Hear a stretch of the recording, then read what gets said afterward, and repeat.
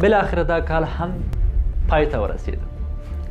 ښایي دا کال د ډېرو لپاره د خوښۍ او د ډېرو لپاره د خفګان څخه ډک و. ښایي ډېر بریالیتوب ته رسېدلی وي، ښایي ډېر ناکام شوي اوسي. ښایي ډېرو د دې کال لپاره یو منظم پلان ټاکلی و او ښایي ډېرو هم دا رقم تېر کړی وي چې دا کال یې هېڅ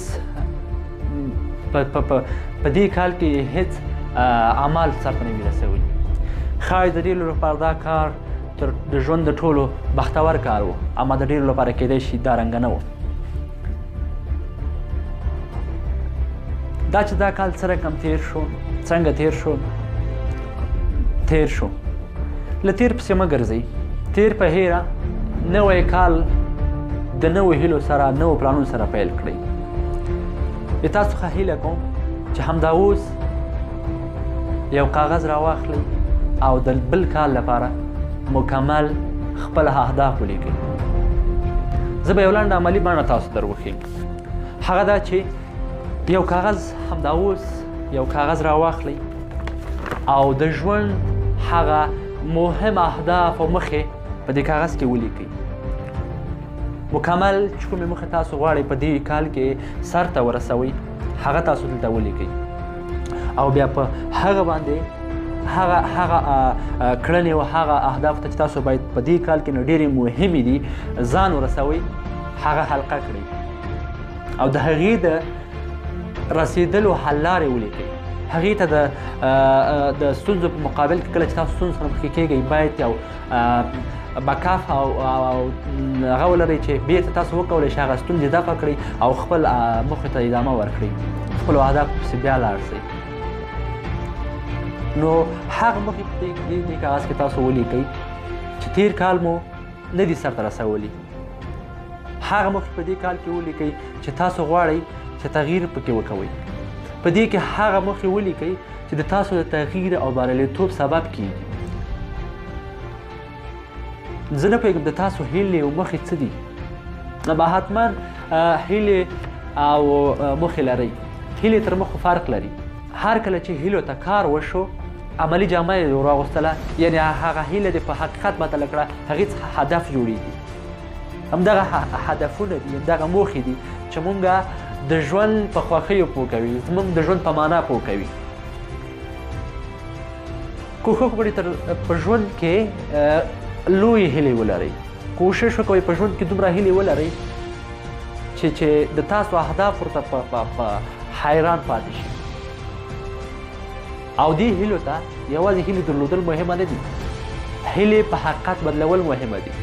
د هیلو څخه موخې او هدف جوړول مهمه دي. تاسو باید د خپلو هیلو څخه هدف جوړ کړئ، د خپلو هیلو څخه باید بریالیتوب جوړ کړئ. هیلې خو هر څوک لري.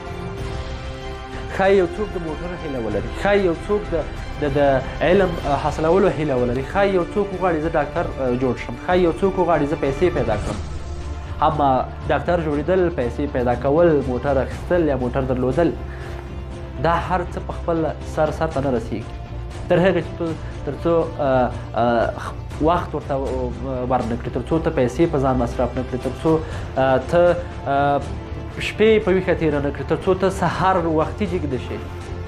نو که څوک غواړي، یو ځوان غواړي چې مثلا طب ولولي، نو دی باید د لسم سن څخه په خپلو درسونو باندې ډېر پام وکوي نسبت نورو شاګردانو ته، یعنې ډېرې ښایسته یې زده کړي.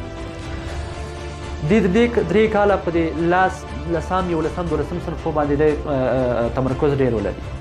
بیا په 12 صنف کې مثلا دی باید لاړ شي په یو شخصي کورس کې د کانکور د چمتووالي لپاره درس ووایي. یو کال باید هلته زحمت وباسي. بالاخره د څه په خاطر، ځکه د هدف ټاکلی یا هیله یې کړې ده چې دی باید طب ته کامیاب شي. نو طب جګې نمرې غواړي.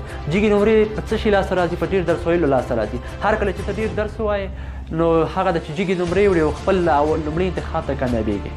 لومړي انتخاب ته کامیاب شولې، هغه ده چې تا خپله هیله په هدف تبدیله کړله، دا هدف ته ورسېدلې.